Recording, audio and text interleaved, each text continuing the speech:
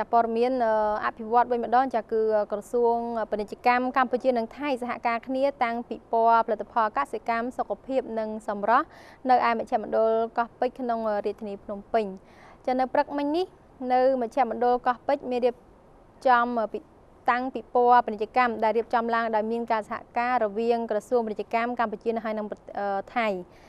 ចៃដមម៉ៅធរ៉ារដ្ឋលេខាធិការក្រសួងពាណិជ្ជកម្មបានមានប្រសាសន៍នៅក្នុងពិធីតាំងពិព័រណ៍នេះថា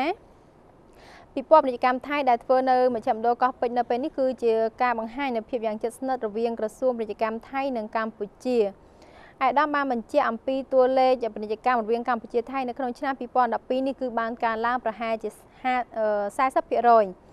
ចាព្រឹកមិញនេះដែរក្រុមហ៊ុនរបស់ប្រទេសថៃមួយឈ្មោះថា JNC ដែលតាំងផលិតផលរបស់ខ្លួននៅក្នុងពិធីតាំងពិព័រណ៍នៅមជ្ឈមណ្ឌលកោះពេជ្រនេះ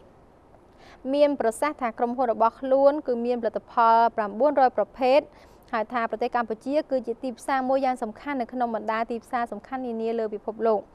តែកាលពីឆ្នាំ2011ពាណិជ្ជកម្មកម្ពុជានិងថៃមានទំហំទឹកប្រាក់ប្រមាណ2869លានដុល្លារសហរដ្ឋអាមេរិកនៅក្នុងនោះទំនិញកម្ពុជានាំចូលទៅប្រទេសថៃមានទឹកប្រាក់សរុប175លានដុល្លារសហរដ្ឋអាមេរិក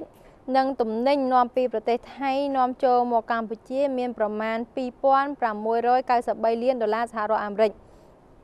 ចានៅក្នុងឆ្នាំ2012វិញគឺពាណិជ្ជកម្មរវាងប្រទេសទាំងពីរមានទឹកប្រាក់សរុប4031លានដុល្លារសហរដ្ឋអាមេរិកហើយនៅក្នុងនោះទំនិញកម្ពុជានាំចូលទៅថៃគិតជាទឹកប្រាក់ប្រមាណ